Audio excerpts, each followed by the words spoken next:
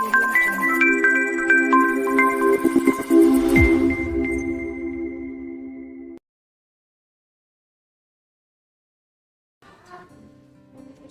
warahmatullahi wabarakatuh.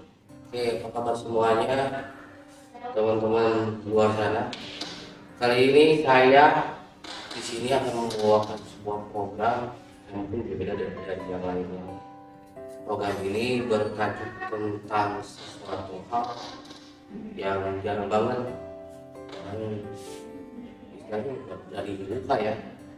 Nah, di sini sebenarnya tujuannya adalah untuk memberikan motivasi kepada siapapun juga di luar sana, termasuk teman-teman remaja ya, dan juga orang tua. Nah, tema program kali ini adalah kupu-kupu hijau.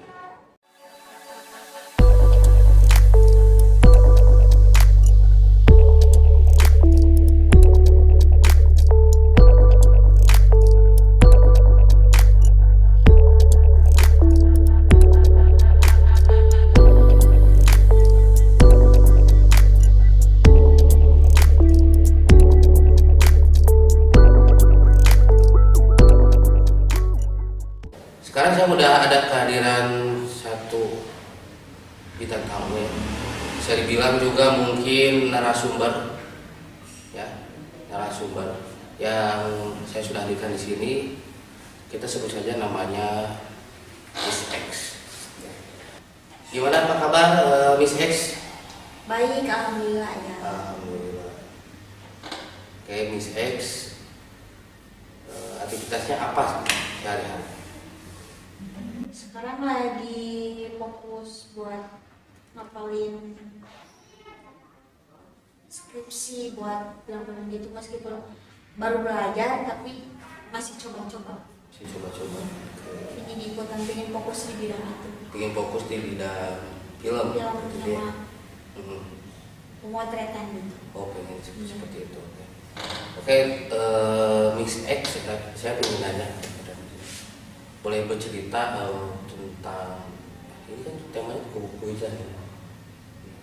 Kupu-kupu hijau ini berarti ada masa lalu yang pernah dilewati oleh Miss X yang istilahnya masa lalu itu memang memukul diri mental mungkin ya, spiritual mungkin ya, seperti itu.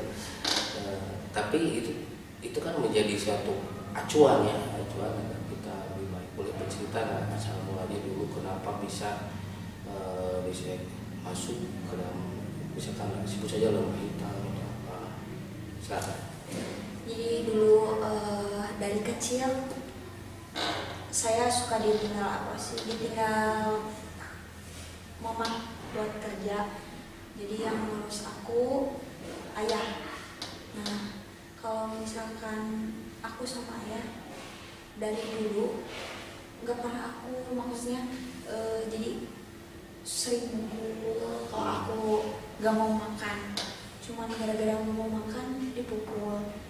Terus dulu pernah ke rumah kakaknya ayah lewat jalan kaki karena dekat kan, cuman ngelewatin persawahan kayak gitu, jatuh terus dibantu tapi dijatuhin lagi sama dia, terus dipukul aku gitu. Kalau misalkan ada mama cuma berani marahin, tapi kadang juga kalau emosi banget baru main tangan lagi gitu. Dari dulu itu, dari kecil sampai sekarang masih. Cuman sekarang permasalahannya kayak mungkin aku jadi bandel ya, bandel karena nggak betah di rumah, terus sering trauma juga. Kalau dimarahin suka takut dipukul, jadi pergi. Awalnya dari situ, terus ikut ke kosan temen buat minta ikut tidur karena takut dimarahin kemarinnya ya, karena adalah maksudnya jadi karena keseringan main mungkin, terus keseringan dijemput sama cowok, dimarahin sampai dipukul. sampai berdarah juga pernah, terus tulang hidung juga pernah sampai ini patah. mm-mm. Terus akhirnya setelah kejadian itu apa yang terjadi? Langsung apa ya, coba-coba pingin tahu, awalnya pingin tahu kayak obat-obatan itu, minum-minuman, jadi terjerumus ke hal-hal yang negatif. Karena pikirnya pertama setelah nyoba obat jadi kayak happy enjoy, cuman sekarang yang dipikirin apa ya, disayangkan sih, maksudnya jadi ini, jadi pecandu, malah jadi pecandu, bukan jadi kayak bukan lagi, malah jadi terjerumus yang lebih dalam gitu. Berani kemana-mana, keluar kota juga berani. Itu apakah dengan sendirinya atau ada yang bawa misalkan? Atau Ada yang bawa teman. ada yang bawa teman, yang memang teman udah pengalaman di Iya. hal seperti itu. Oke, terus kayak keluar kota itu mah boleh dikasih info nggak? Apa yang terjadi di sana? Nemenin minum gitu, karaoke, Dunia kelabi gitu. iya dunia kelabi, Paham kelabi. kayak gitu. Oke, terus jadi berawal mula dari broken home, akhirnya mencoba-coba ke drugs, itu ya seperti itu. Terus akhirnya terjerumus lagi lebih dalam seperti itu. Nah, bisa dikondisikan nggak, maksudnya diceritakan situasinya, pengalaman yang paling pahit waktu terjadi waktu itu gimana? Pernah ketemu sama cowok, padahal di situ banyakan, ada teman juga cewek berapa orang lah, sama cowok juga berapa orang, teman-teman semua. Cuma posisi di situ kan dekat di rumah, ada pos kayak pos buat nyantai gitu. Pada diem di situ ternyata ayah saya datang nanyain di depan semua orang, ngamuk, nampar aku, terus jewer aku sampai kaki nggak apa sih, sampai kaki melayang. Oh gitu. Iya, diseret, dijambak, terus kayak dipukul pakai bambu. Kan di situ ada lapang di depan. Jadi gawang dibikin kayak dibuat dari bambu, dicabut, dipukulin ke aku. Di depan semua orang. Di depan teman-teman. Depan teman-teman. Apakah memang karakter ayah itu seperti itu atau gimana? Iya. Atau memang ada kasar? Ada karena masalah rumah tangga atau mungkin pekerjaan? Iya, kayaknya emang kebiasaan, kata teman-teman ayah juga, bahwa dia teh punya banyak istri. Mama nggak percaya tuh. Ternyata dulu pernah waktu mama mengandung adik Santi yang kecil sekarang 7 bulan, masih ingat. Waktu aku lagi SD, ketahuan ada apa sih? Ada cewek kasih ayah yang gitu. Ditanya sama si mama, siapa? Cuma ditanya gitu juga, dilempar HP kena perutnya, terus ada air termos disiram ke mama, Air panas. air panas. Terus gimana kondisinya waktu itu?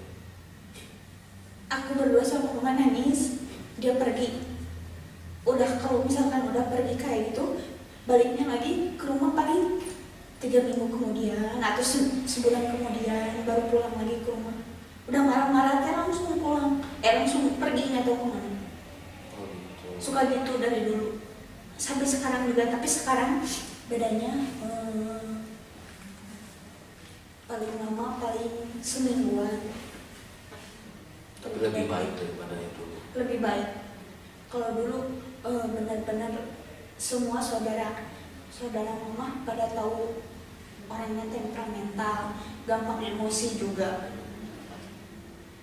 Jadi nggak ada orang yang berani ngelerai, nggak mau ikut campur gitu, meski tahu itu salah.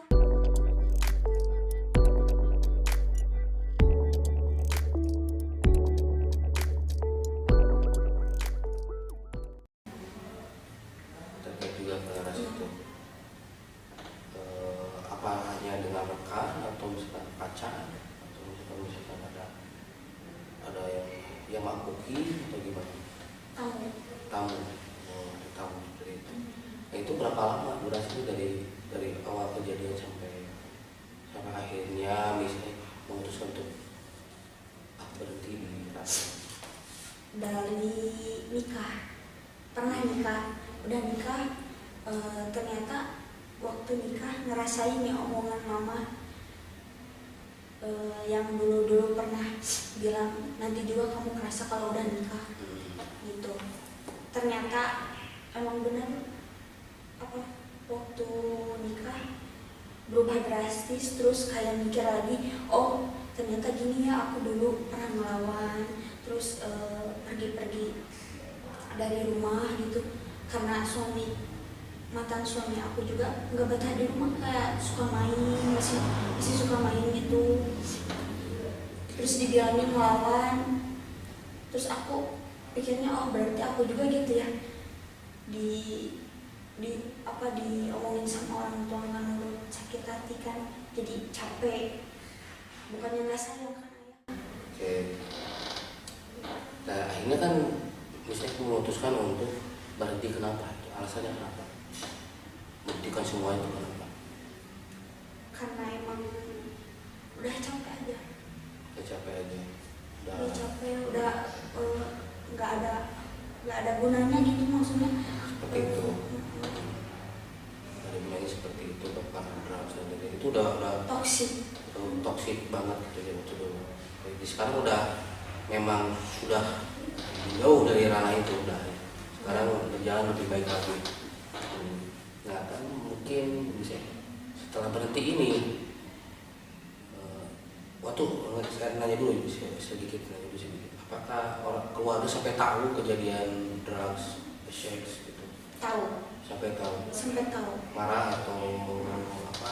Kalau mama nangis, kalau ayah kayaknya malah jadi memanfaatkan penghasilan dari situ.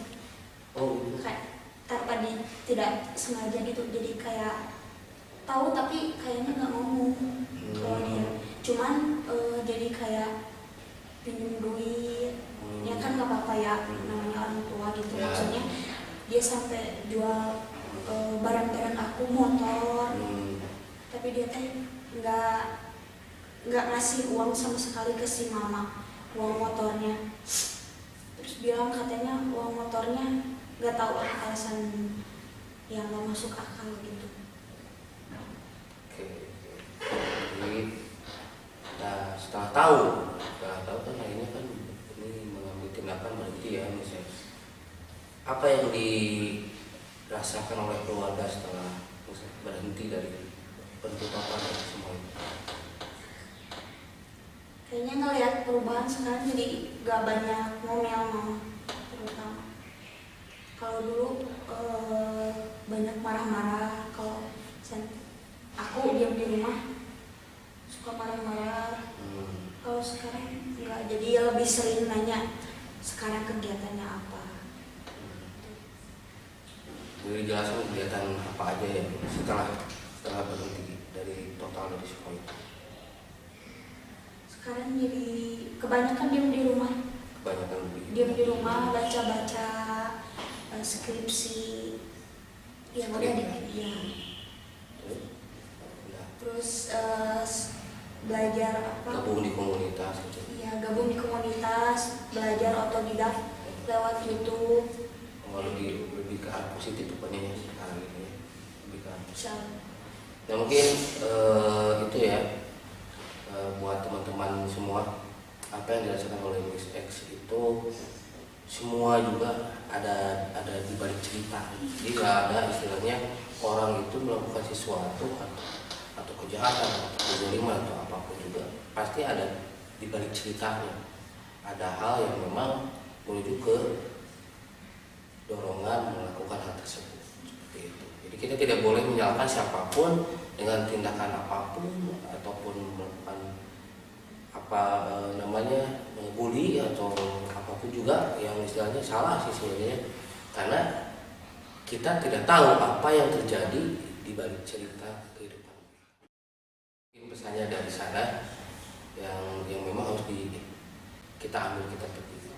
Dan apalagi ini kan ternyata terjadi akibat adanya perseteruan dari keluarga ini. Mungkin bisa disebut broken home gitu ya. Itu ya. Nah, Miss Ed boleh sampaikan sesuatu ke teman-teman di luar sana apa yang dialami oleh Miss Ed itu jangan sampai terjadi ke mereka. Boleh nggak kasih pesan ke teman-teman di luar sana? Iya, terutama buat orang tua, kalau misalkan punya anak yang lagi pubertas, sebaiknya nggak boleh main tangan. Bicara baik-baik, ajak bicara, nggak boleh kayak kasar, apalagi main pukul. Nanti anaknya bisa berontak. Malah berontak dan akhirnya dengan pergaulan di luar yang who knows tidak bisa dibatasi oleh siapapun, akhirnya bisa terjadi seperti apa yang dialami oleh Miss Ed dulu. Gitu ya. Oke, segitu aja dulu mungkin dari kami ya. di kupu-kupu, saya terbawa dilema soalnya di kupu-kupu hijrah. Kita ketemu lagi di kupu-kupu hijrah berikutnya.